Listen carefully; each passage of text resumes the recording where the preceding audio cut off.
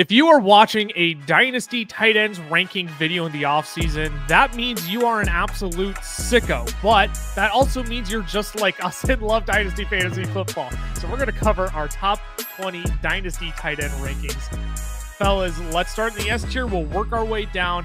And just to be transparent with the people, we would much rather spend a lot of time on the front end talking about the guys you want to hear about rather on the back end than the guys who are like barely going to crack your lineup. So we'll spend a lot of time here on the elite guys. How do we split hairs between all of them? How do we rank them, etc.? So let's start in the S tier where it is just Brock Bowers and Trey McBride.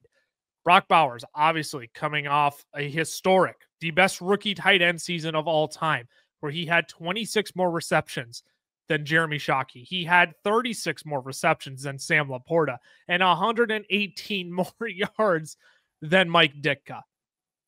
Sky's the limit here for Brock Bowers in a rookie season on a terrible Raiders team. I mean, Cameron, it's clear and away. We have him and McBride in the same tier, but at 22 years old, Brock Bowers is very, very clearly the tight end one for all three of us. Yeah, I will be honest. I think that I have McBride and Bowers closer than most people do. I see them as 1A, 1B. I truly don't think there's that big of a gap. I just pulled up Keep Trade Cut real quick. On there, they have Brock Bowers ranked ahead of Amon-Ra St. Brown, Puka Nacua, CeeDee Lamb, whereas Trey McBride's down next to JSN, Marvin Harrison, AJ Brown. I think we're a little too crazy on Brock Bowers. I think we might even be a little too low on McBride. I think they are kind of closer to that Drake London-esque tier is kind of where I have both of them, because I do think they both provide a crazy advantage for your team. I think they are both guys that will average 16 to, I think they can get up in that 18, 19, fantasy point per game range over the rest of their career. But I do think that we're getting a little too crazy on Brock Bowers, even though he had a phenomenal season with an awful trio, quad, whatever thing happening at the quarterback position. They were the 6th worst team in QBR and the 5th worst team in ADOT. So it was just disgusting from that perspective. But I do think we're getting a little too hot and bothered by Brock Bowers. So where does that put him overall in Keep Trade Cut? And again, 6th. If you're that puts him 6 overall. Yep. Did you turn tight end premium off? I did. So sure? I did. It says right here, tight end premium is off. You only turned tight end premium on now that he's just behind Jamar Chase and Justin Jefferson. So, which I mean, I think you get a little bit. I think there's maybe a little bit more reason for that, but 6 overall. Yep. In non-tight end premium. So I'm also looking at Dynasty Trade Calculator. These are two of our, I won't say our favorite resources, but two that are most commonly known by the people that help kind of compare dynasty rankings, trade evaluations, etc. Over on Dynasty Trade Calculator, Brock Bowers, the 13th highest ranked player overall, ahead of Devon Achane, AJ Brown, Drake London, JSN. Then you got Trey McBride down at 25. So again, probably a little bit of a similar spread there. But Ty, how do you make the difference between these two? Is it as far as somewhere like Keep Trade Cut, which is entirely crowdsourced, might I add, entirely fan voted? Are you with the people? Are you kind of with Cameron here? Where do you fall on this Brock Bowers versus Trey McBride? Well, I'm somewhere between the people and Cam. I wouldn't say that they are 1A, 1B, because to me, Brock Bowers does not have a Marvin Harrison Jr. problem with his offense, right? Where you are constantly second guessing, like, is Marvin Harrison going to finally, kind of emerge this week, right? And for as great as the end of the season was for Trey McBride, again, you go into next season with a year or two of Marvin Harrison Jr. So again, I'm somewhere between Cam and the people, where I'm like, I'm not going to go so far extreme, right, as the people, but I'm also very like, they are 1 and 2, but they are also S tier tight ends. These are the 2 premium tight ends in fantasy football. Yeah, Trey McBride might have a Marvin Harrison Jr. problem right now, but Brock Bowers might have a Tet McMillan problem after the 2025 NFL draft. Oh boy, I can't wait to get to that episode. No, all joking aside, obviously, these are the 2 you want. These are the 2 most premium tight ends in Dynasty fantasy football. Sam Laporta did find himself in this tier last year, but after is disappointing an okay word to use? Or is that too harsh for Sam Laporta? Like, let's start there. Disappointing. Give me one word for Sam Laporta's 2024 campaign. Disappointing. Disappointing. Just inconsistent. That's what I would say. Yeah. So after a inconsistent and disappointing 2024 campaign, we do find Sam Laporta in his own tier, in the A tier, because he's young enough and has given us a legendary season to where, you know, he's above the George Kittles and the TJ Hockensons in dynasty formats. But, you know, after this last year, it doesn't feel right to put him in that Brock Bowers and Trey McBride tier. So what do we need to see from Sam Laporta to actually get back into that S tier? Yeah, it's so cloudy because it obviously depends on who the offense coordinator is next year, right? Because Ben Johnson, it feels like is a foregone conclusion that he is gone, that he is, you know, moved on. What kind of system are they running? This season compared to last season, he had 37 less targets, 26 less receptions, 163 less yards, and 3 less touchdowns. So I would call that some pretty major regression, especially 26 less receptions and 37 less targets. But what I think we need to see is that he needs to be the clear number 2 behind Amon-Ra. I think it was Ty bringing up inconsistency, I think is good because not only was it JMO, but it was also Jahmyr Gibbs. And I think that's another part of the issue is the running game is just so prolific for the Detroit Lions that it's, why are we going to scheme plays for Sam Laporta when we can either just run the ball down your throat or we can give it to Amon-Ra St. Brown or we can hit the big play with JMO. That's the issue. So we would need to see him kind of move back to that, you know, firm second option. But like you said, I do think he deserves his own tier because the next closest player, probably an age, who's put up decent seasons is TJ Hockenson, and he's full 4 years older than Sam Laporta is. The only guy who's close to him in age is Dalton Kincaid, but we have never seen Kincaid put up a season similar to what Laporta's done.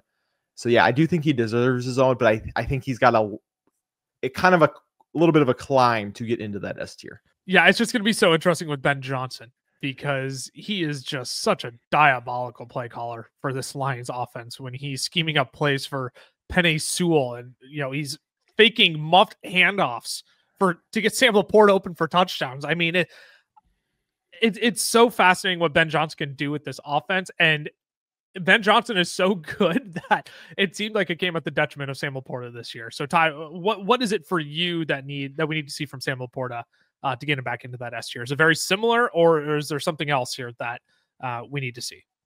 It's similar. I mean, again, what made him great in his rookie year was that we didn't have a Jameson Williams breakout. It feels weird to call it a breakout, but yeah, this was the most involved Jameson Williams has been in Detroit since he got there, right? So Sam Laporta needs to be this number 2 option. And I think the other thing is too, what made Laporta lethal his rookie year is that he was the guy over the middle of the field. Yeah. This year, Detroit's sending everybody over the middle of the field. It's not just Amon-Ra and Laporta. They're throwing Jameson out there. They're throwing not Josh Reynolds. Holy cow. Patrick. Khalif Raymond over the middle, right? Like and then like Cam said too, with the run game with Jahmyr Gibbs and David Montgomery, like Detroit had so many different ways of beating teams this year that they didn't need to just rely on their guys to go win them games from the offensive side of the ball. So there needs to be in some weird way, like there needs to be a regression back to what we saw in 2023, not so far, you know, to the extreme of what we saw this year in 24. Like we need 2023 like usage from Laporta. I won't add anything more because I think that's entirely it. We need the usage back for Sam Laporta. We can't have JMO chipping in to his production. We can't have Tim Patrick and Khalif Raymond chipping in his production. We need Sam Laporta to be that, you know, at bare minimum, 2B, if Jahmyr Gibbs is going to be 2A in this offense. Before we go any further, though, I already named it. You're a sicko because you're watching Dynasty tight end content in the offseason. So make sure you hang around with us this entire offseason as well. We're posting content twice a week, Dynasty related. We're getting into some buys and sells next week.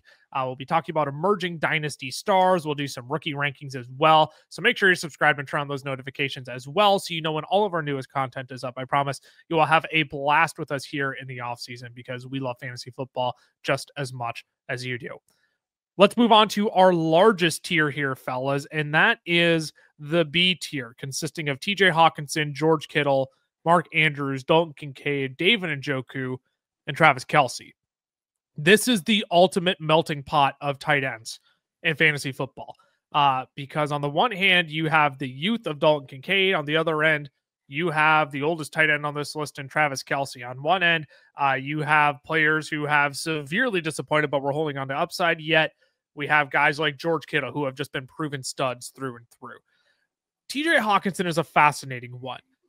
Because Ty, you're still very in on TJ Hockenson at the tight end 3. Cam and I have him at tight end 4, but that is like, personally, Cameron, I'll maybe let you speak to this a little bit too. That is like a very like unconvincing tight end 4 ranking for me. Like you could put him, at tight end 5 behind George Kittle. I don't know if I'd put him as far down as Dalton Kincaid, but even on an off season where we never really saw TJ Hockenson get going, why are you still holding on to tight end 4? And Ty, we'll get to you then, so you can talk about your tight end 3 ranking. Yeah, it's, we never really saw him get going this year. Only 4 double-digit PPR games, only 3 games, only over 55 yards, no touchdowns, only half of his games with 5 or with more than 5 targets. But he's coming off the ACL tear, which happened late in the year. The fact that he played this year, was big for the Vikings just to begin with. So I'm not going to hold this season against him. Yeah. It's just, we went from him getting absolutely peppered with targets by Kirk, where like that was a big part of the offense. Every check down seemed like it was to TJ Hockenson. To this year, they were trying to spread the ball out more. Jordan Addison became more involved in this passing game. They were holding the ball a little longer, trying to move it down the field a little bit more. So that's for me is my concern. I think TJ Hockenson is in that spot where he's firmly the 2, but could be the 3 depending on where Jordan Addison goes, right? He's never going to be the 1. So that's where Laporta has to kind of make that jump, and he's 4 years younger. I just don't know if Hockenson is at the point where he's going to make the jump and be better than Jordan Addison moving forward. So that's the interesting thing. You bring up the volume, because that was the big thing with TJ Hockenson. I mean, when he did come back half of the season from week 9 on, tight end 5 in targets, but what you'll notice is that the difference between Jonnu Smith and TJ Hockenson during that span, who Jonnu was 4th in targets during that stretch, that was a 15 target difference between the two. So that is like over a target per game difference between Jonnu Smith and TJ Hockenson. So you can sit and say like, oh, well, TJ Hockenson was still, he was still getting hit with targets, but I mean, it was nothing compared to what we were seeing with Kirk Cousins. So Ty, you have TJ Hockenson up at tight end 3. Name your optimism there, because correct me if I'm wrong, that is ahead of Sam Laporta for you. That is ahead of Sam Laporta, right? Removing age from because in my opinion, I would have had Laporta and Hockenson in the same tier, but the age is what puts Hockenson down a tier, because I see them very similarly, where they are battling for a 2 or 3 spot in their offense. And what gives me hope that Hockenson is going to be the more valuable asset, right? Just because I have him 1 spot ahead of Laporta, is that Minnesota does not have the prolific run game that Detroit does. And the big reason why TJ Hockenson didn't really come through this year wasn't because like he wasn't getting on the field or anything. It's just because he didn't score, right? Fully healthy going into next year, Hockenson finds the end zone.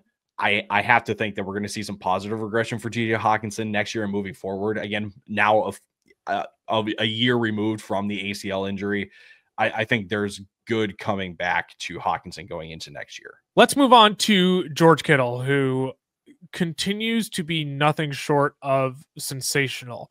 In his career, he has only given you 2 finishes lower than a tight end 5 overall finish in fantasy football. He has been in the league for 8 years. That is 6 out of 8 years he has finished as a top 5 tight end in fantasy football, including 4 straight years. He was a tight end 1 in fantasy points per game this year. The only reason, and I'll let you two correct me if you think I'm wrong here, the only reason he finds himself in the B tier is that he's 31 years old. Otherwise, George Kittle is like borderline S tier tight end material. The question is, how much time do we have left? Yeah, I think that question really rings true for Kittle over, because everybody watches Kelce and they're like, well, he's 35 and still doing it. So he could have Kittle is, hard nosed. He is hitting guys as hard as he can. Right. Every single play. He plays like a second left tackle for their team. So he's getting down and dirty with it. And that is the worry. And then also for his receiving style, he is more of a closer to running routes like a wide receiver. Right? Yeah. He's got a lot of speed. He's more agile with it. So it's just, will those two things kind of come down at the same time? But him and Brock Purdy have kind of figured this thing out. Yeah. Right. Their connection of last 2 seasons, 15.7 yards per reception. This year, 14.2. He's seen 11, 6, and 8 touchdowns each of the last 3 seasons. 1,100 yards this year. He's doing it. He hasn't had 100 targets since 2019. And yet, like you said, still 4 straight seasons above or finishing inside the top 5. So he doesn't need the crazy amount of volume. You look at this team, gotta imagine something's going to happen this year, but with Debo and Brandon Ayuk. I mean, worst comes to worst. I mean, Brandon Ayuk just takes time coming back from the ACL injury. Debo did not look like Debo. So I would say maybe a couple years, but it's like, if he's going to continue to perform like this, he's definitely got to be at the top of this tier. Yeah, 14.2 yards per reception. You brought that number up. That led all tight ends this year with more than 25 targets. Ty, how much time do you think we have left with George Kittle? I think Cameron nailed a lot of it on the head between his physicality, but then also, like, how do the multiple pieces of this 49ers offense factor in? If they do go ahead and just run it back next year, how much time do you think we have left? Well, we probably got like 3 years, I would say. I mean, we've got Travis Kelce, who is 35, and he's still producing, not tight end 1 overall, but still a very consistent and reliable piece in fantasy. So I would say, like, we've probably got like 3 more years. But the biggest domino for me, like Cam said, if a wide receiver moves, right, if San Francisco moves a Deebo Samuel, they move Brandon Ayuk, which I don't think will happen because he's coming off the injury just on a new contract. So it's got to be Deebo that moves. If Deebo moves, right, like, I like Kittle. If one of the receivers leaves, it bodes well for Kittle then. But if they all stay, I say give it 3 years. And in some weird way, I don't think we're not going to get this season again next year, at least, from George Kittle. So I look, as a George Kittle dynasty manager, I'm not really wanting to sell, but I'm half tempted to at least just see what his value is right now on the market and see, like, if this is a good sell high opportunity.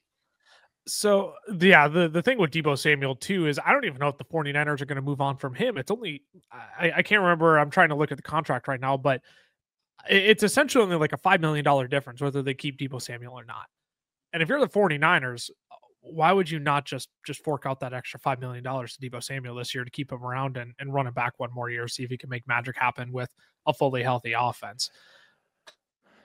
The 49ers are an interesting case. George Kittle is an interesting case. So Ty, you're in the camp of sell high. This is how I was going to wrap up George Kittle here. Cam, are you buy, sell, hold on George Kittle?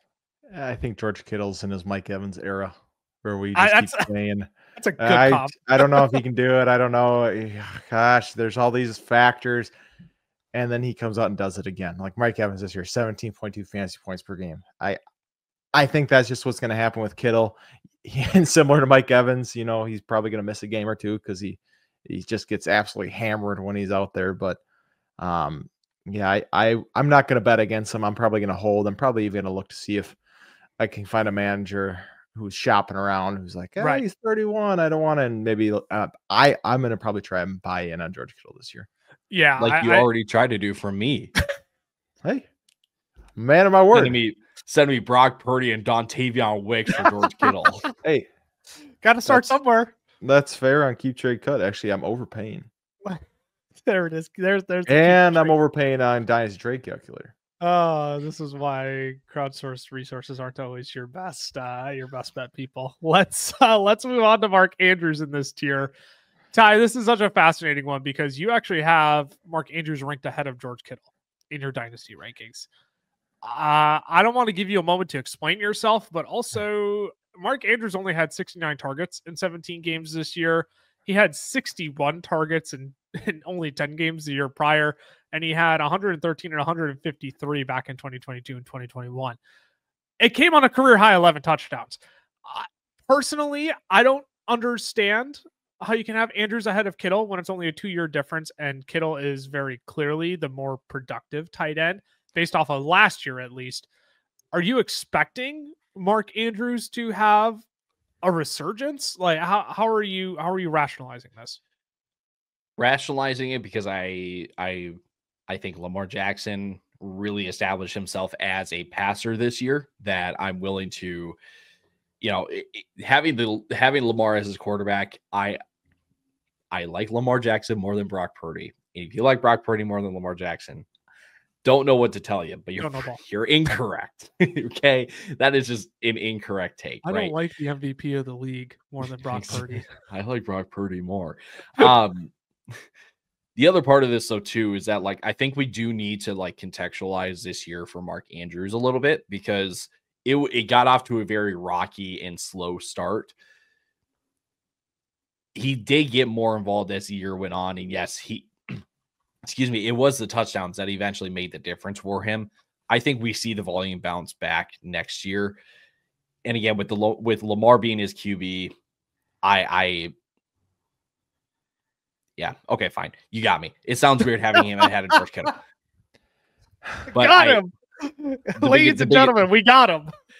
Biggest reason, I think volume comes back from Mark Andrews. Sure. That's my main reason.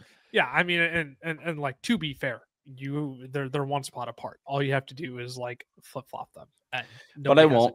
Nope, because I'm staying true to myself. Cameron, where do you? I'm looking back at our rankings here to see where you and I have him. I have Mark Andrews at tight end 7. You have him at tight end 6. So you have him one spot ahead of behind George Kittle. Excuse me. Well, I have him 2 spots behind George Kittle. I mean, we're all in the same ballpark here. I really do think it's a pick your flavor, because then we look at Dalton Kincaid as well, and Dalton Kincaid is just he's still a mystery box. How long is the leash here on Dalton Kincaid? Because we might have another Kyle Pitts situation on our hands. Yeah. Not a 4th overall pick Kyle Pitts, but we're going to keep rationalizing away the concerns that we see. And I'm just kind of at the point where it's Kincaid is still my tight end 6, but give me another year and he might be my tight end 12. The usage just is not great for Dalton Kincaid. Yeah, I honestly think after looking at it, I'm going to drop Kincaid below Njoku. Because tight end 20 in points per game this season. In 2021 and 2022, Dawson Knox outperformed Kincaid in every single statistical category except for targets compared to this year. Big reason that we've seen this shift is after Joe Brady took over as offensive coordinator in 2023. In that 2023 stretch from week 11 on, Dalton Kincaid was the tight end 21, averaging 4 receptions for 40 yards and 0 touchdowns a game. That's gross. I mean, that is disgusting, and that's why we've seen we've seen Khalil Shakir really come along, because he's moving from using Dalton Kincaid like they were in that slot wide receiver role to now that's Khalil Shakir, who, to Shakir's credit this year, was 2nd in the NFL in yards after catch, was explosive for that team, helped that team a lot. But we did see Joe Brady really take that shift. I do want to add on Mark Andrews too, real quick. Yeah. That he had the same exact injury that Tony Pollard did, both the ankle sprain and the fibula, and broken fibula. Actually, Andrews was worse. He tore his ligament in his ankle, whereas Pollard just sprained it. We saw Pollard, have that off year and then come back this season and actually look pretty good for the Tennessee Titans. I think that just helps Ty's case of we're going to see the volume come back. I don't think he's ahead of Kittle, Ty, so don't smile too much, but I think it helps your case a little bit of we're going to see the volume come back. We're going to see a better Mark Andrews next year. But back to Kincaid, it's just it stinks because we saw how talented he was in spurt in 2023. We know the age. He's connected to Josh Allen. It's what more can we ask from you? But yeah, I'd give him 6 weeks next year. And if he does, if Yeah. it's not there in 6 weeks, this is the next Kyle Pitts. I'm going to sell him for what I can. Hope someone's still optimistic and move on. Yeah, when we talk about dynasty buys and sells next week, like Kincaid was already a name I was thinking about in terms of like, you know what, someone's going to pay a ransom to try and hold on to the elite upside of a young tight end, and I just don't know if we're going to see it in a Joe Brady offense. Ty, you've already made the decision to put Kincaid behind Njoku. What's your primary reasoning for that?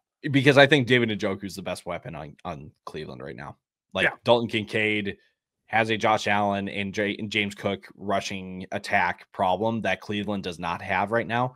And I also believe that Cleveland is not really in a position to like compete right now. So they're going to be, at least for like the next year or two, they're going to be behind in the majority of their games. They're going to be throwing a ton. That means David Njoku is going to be heavily involved. So again, Kincaid is, like you guys said, is a frustrating one because we saw it. We were so close to having it again. And then Joe Brady decided to come in and just say, nah, Josh Allen, you can just go Superman mode. You don't need to try to target anybody. You do your own thing. And it's coming at the expense of Dalton Kincaid. We've touched on David Njoku a little bit. Let's take a quick break. We'll be back. We'll wrap out this tier with Travis Kelce.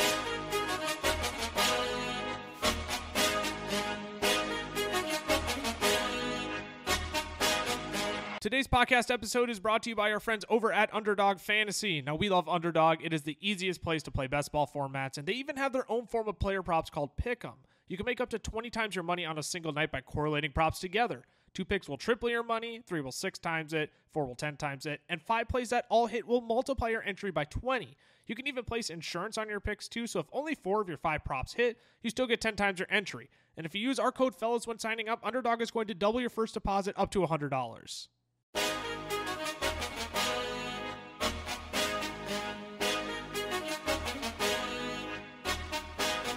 Alrighty, we are back. We've cranked through the S tier, the A tier, and the majority of the B tier. I do want to talk a little bit more about David Njoku because the Browns situation, quarterback situation going into next season is like murky at the very best.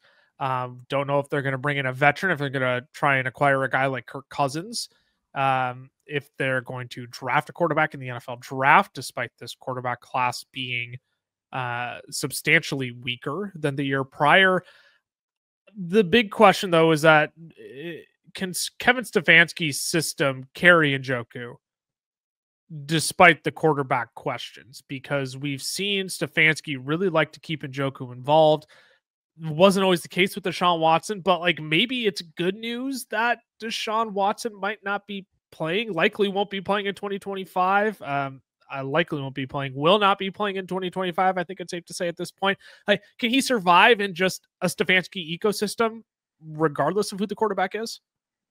Oh, yeah. I think it's honestly better that it's not Deshaun Watson. Since 2023, with Deshaun Watson, he averages 6.7 points per game. Without Deshaun Watson, since 2023, he averaged 16 fantasy points per game, which would be the tight end one over 2023 and 2024. So he's been phenomenal when he doesn't have Deshaun Watson on the field. That goes for every quarterback. Flacco, Winston, DTR, even with Zappy, he had a couple catches. So, right, the dude can figure it out. It's just as long as Deshaun Watson isn't out there, which he's not. So that's why I'm like, man, how high do I want to move David Njoku? Because he's been so good. He's been in the George Kittle tier of the last couple of years as far as, fantasy points per game goes. So, yeah, I'm all in on David Njoku, or not, maybe not all in, but I'm pretty in on David Njoku for next season. Yeah, I mean, I don't think it's crazy, Ty, that you do have him ranked ahead of Dalton Kincaid, as you said. 28 years old. He's still got some left in the tank here. Just a year older than TJ Hockenson. If you really wanted to push him up into that, top end of the B tier alongside TJ Hockenson, like nobody would blame you whatsoever based on the results we've seen without Deshaun Watson. Let's move on to Travis Kelce. Wrap out the tier here. Look, he's 35. All right. It's not getting any better by the year. The cliff has finally come. It's still top 5 tight end in terms of fantasy points this year, but like, how much is left in the tank do we have another top 5 finish in store for Travis Kelce, or is this like the ultimate time to get off for whatever you can? It's probably time to get off if you can get anything, just because, right, the promise of one more season is probably all we're going to get. There's going to be rumors all year long of him retiring just because he is 35, especially if they win the Super Bowl. He might be, I would trade him before the Super Bowl. It's kind of where I'm at, because if they win a Super Bowl, we might not see Travis Kelce anymore. But if he does come back next year, still top 3 in receptions and targets, top 5 in yards. He just only had 3 touchdowns this year. He had never had a season with less than 5 since 2016. So I think that comes back up, but it's definitely a little, I think it's probably time to get out. So Ty, I do want to come to you here because Cameron and I both have Travis Kelce as our tight end 9. Again, similar to TJ Hockenson to tight end 4. That's a very unconvincing tight end 9 for me. But also looking at the guys in the next tier, I'm also not like 100% convinced I would like 1-for-1 swapsies any of them for Travis Kelce either. You have him at tight end 12. Plead your case. I'm not saying you're wrong. I'm just this is one where you're substantially lower than Cameron and I by 3-4 tight ends here. So you got Kelce down at 12. Give me your case there. Because we've been seeing him regress in certain metrics over the last 3 years since 2022. I mean, yards per reception, 12.2 to 10.6 to 8.5 this year. Ugh. By the way, that 8.5 yards per reception is the lowest. Evan Ingram had 8.4 in 2023, but he had 114 catches, so it kind of made up for it. That is the lowest. 8.5 yards is the lowest over the last 20 years. So it's not great when he can get targeted because he hit 100 targets again.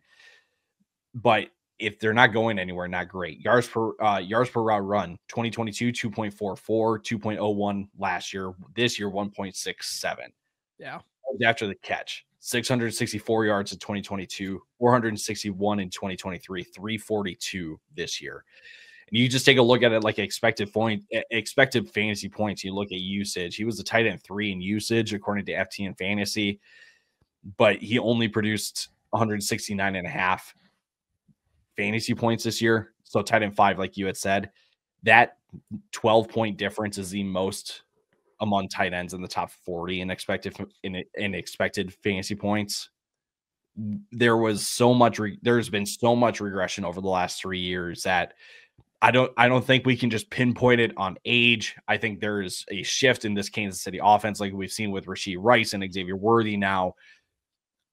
I don't know if we can outright say it's getting too crowded either. I don't think that's the answer for it. I think it's just it's a multitude of things that are causing Travis Kelce to kind of regress into what you had asked at the very beginning of just like, do we have any more top 5 seasons left?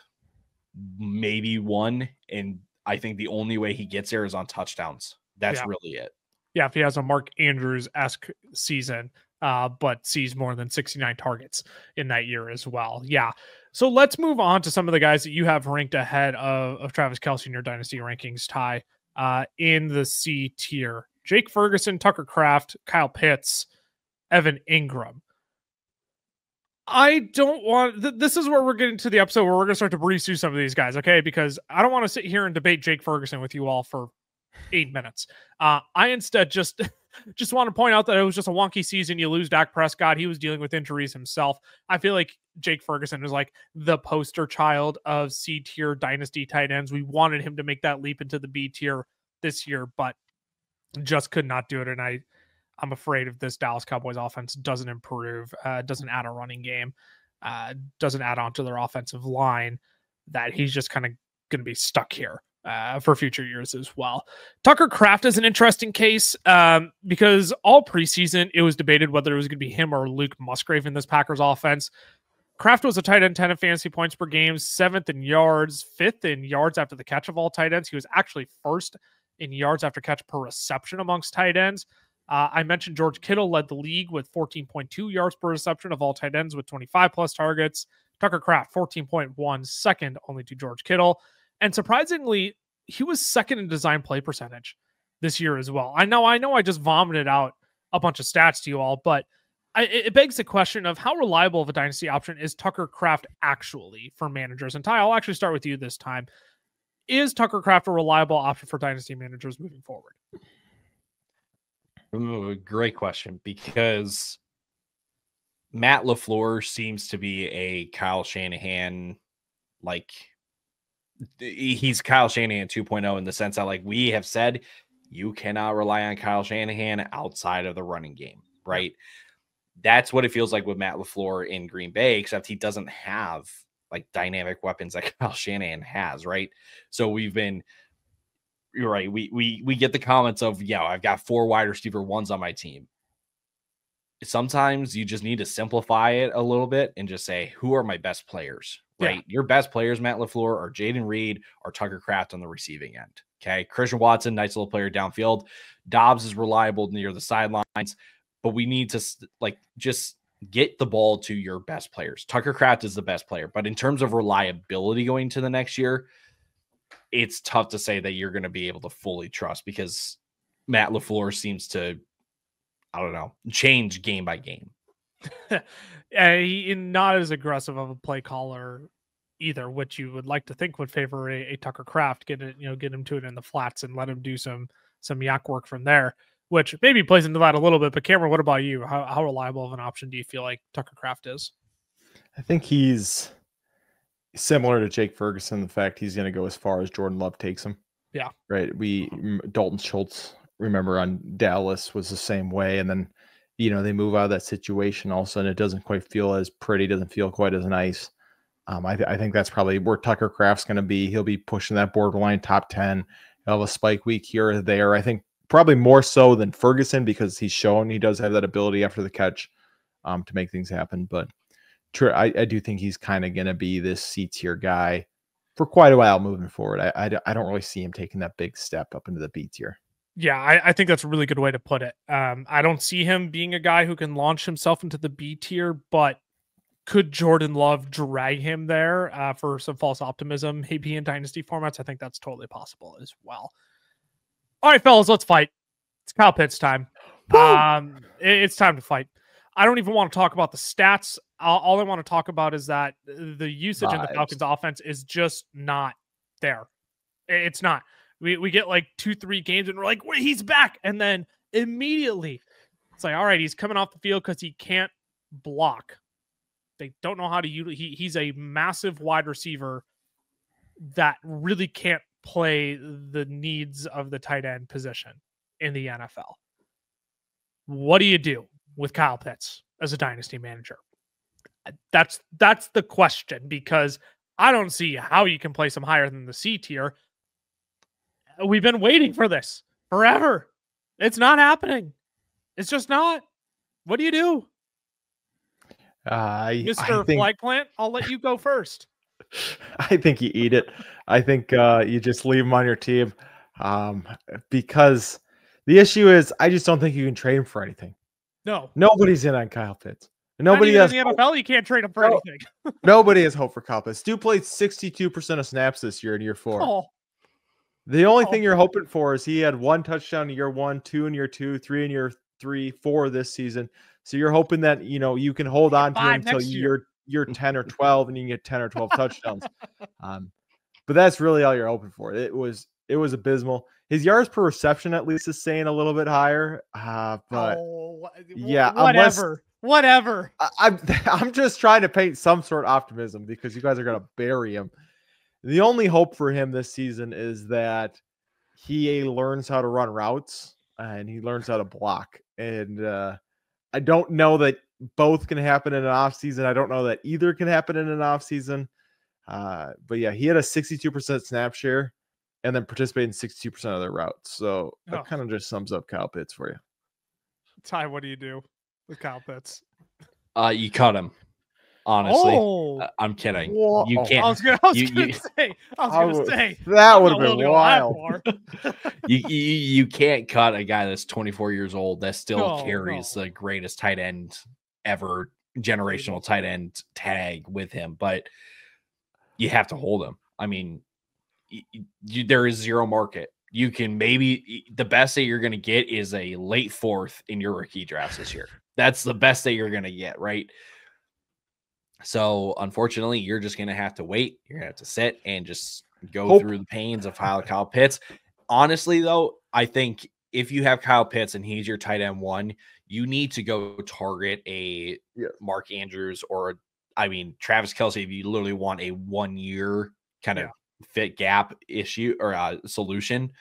But you cannot go into your season thinking that this is going to be the Kyle Pitts year. You need to have something in place because it's we're going to be banking on 5 touchdowns from Kyle Pitts. Like I'll literally have that in my stat projections for next year, but then I'll give him only like 40 receptions. So 17 yards per game.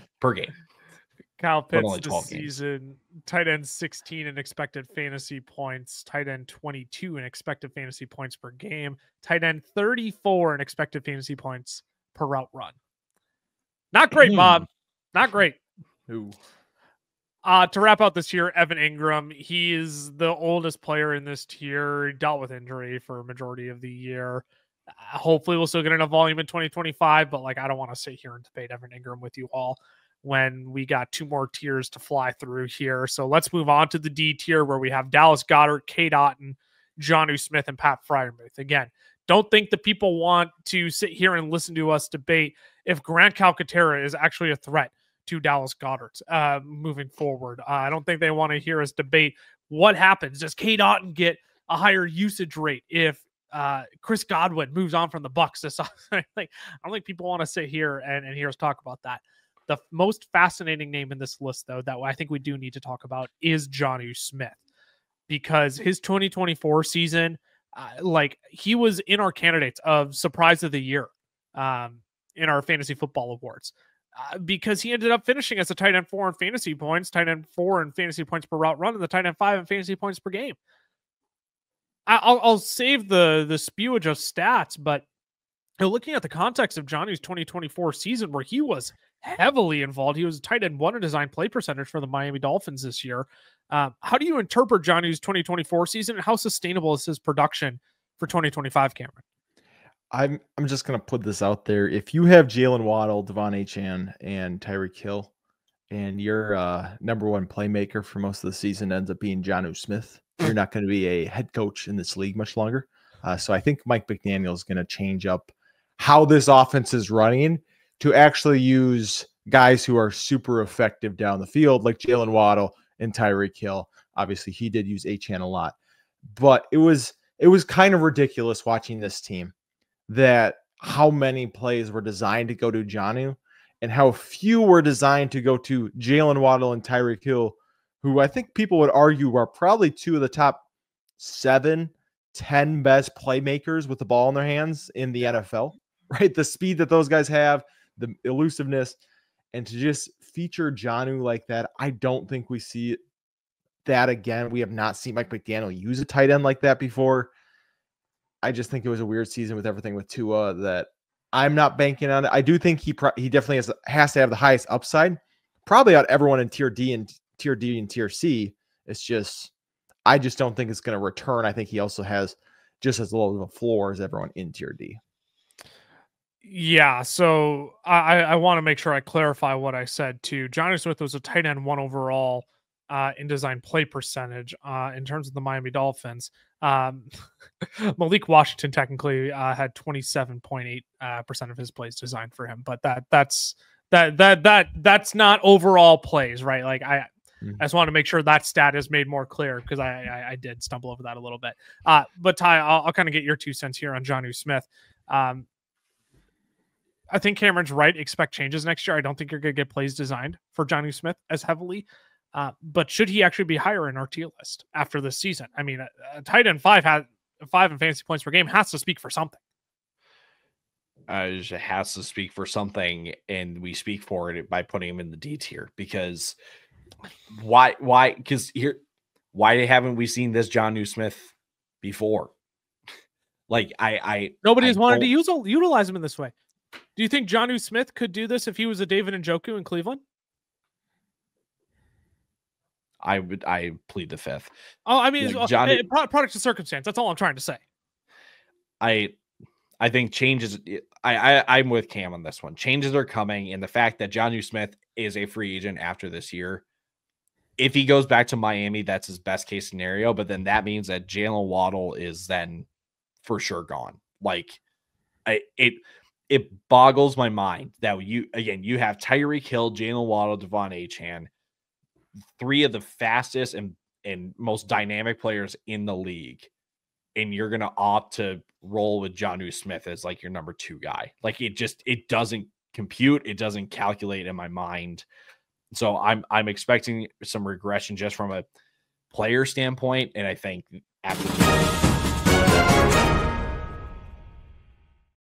Steelers have just signed their quarterback of the future, Skylar Thompson, today. Congrats to the Pittsburgh Steelers fans. Let's just wrap this episode You are up. literal the absolute worst for that. I'm sitting here waiting for some massive piece of news, and you're out here telling me about Skylar Thompson. It does probably affect Jonnu that he's not going to be. I'm glad you weren't here for the wide receivers yesterday.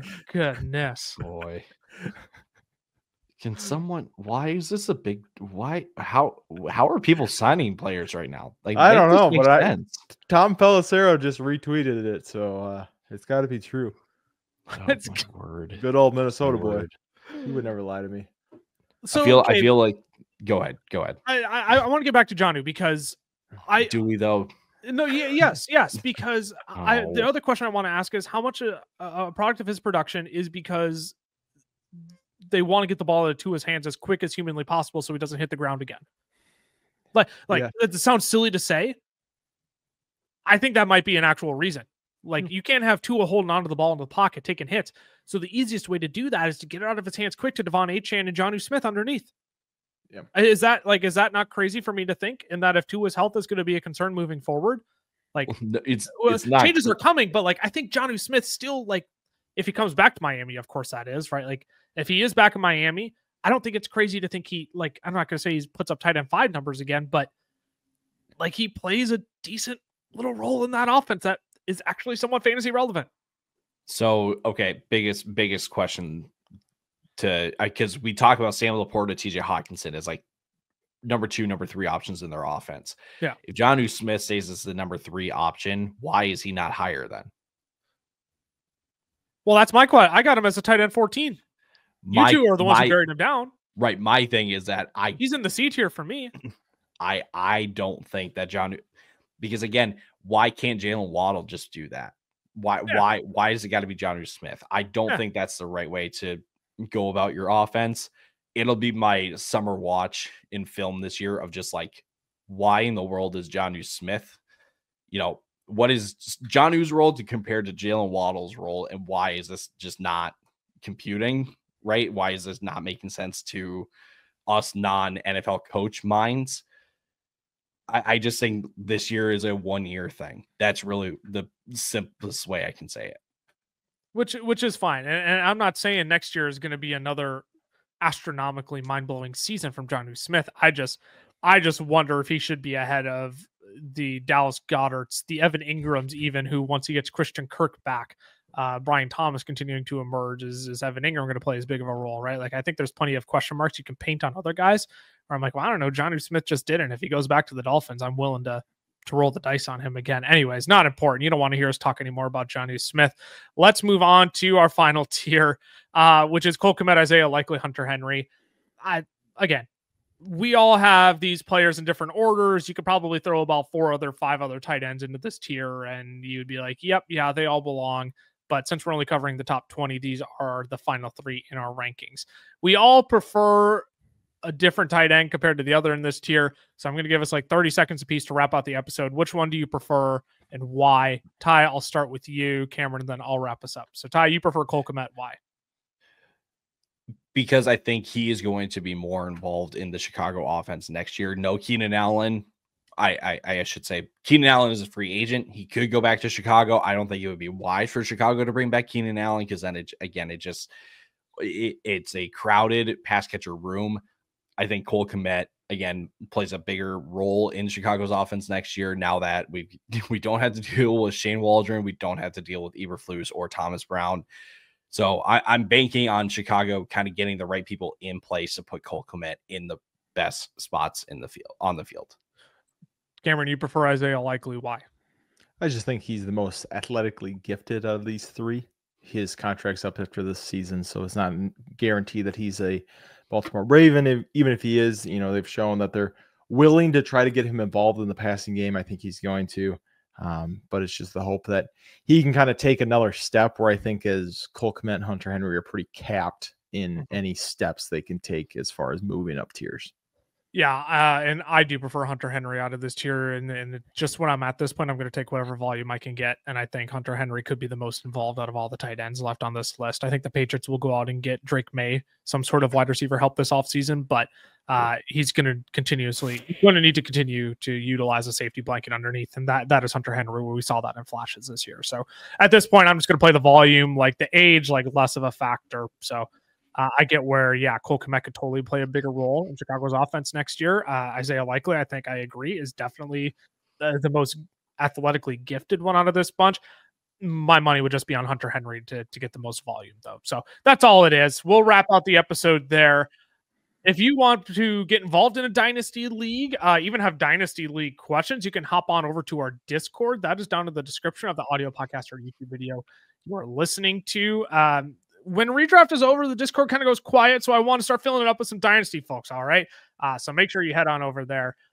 We'll interact with you over there and interact with your Dynasty content, Dynasty questions, trade advice, waiver advice, whatever you have going on in your Dynasty leagues. Make sure you follow us on all the socials as well, especially with TikTok. I don't know, potentially going goodbye. We'll see. 270 more days. Maybe. Wait, that's not right. Maybe. It was proposed. Anything that's been proposed at this point has just been shot down. So TikTok might be gone next week. We'll see. So make sure you follow us on the other socials as well. FFL is on Twitter.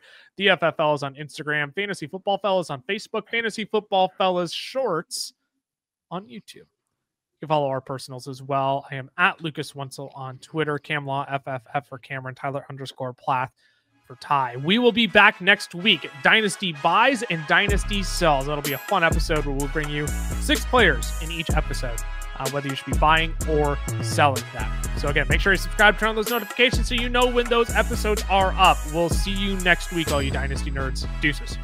Deuces. Probably can't coin Dynasty nerds considering they're a show. We'll see you soon. Bye.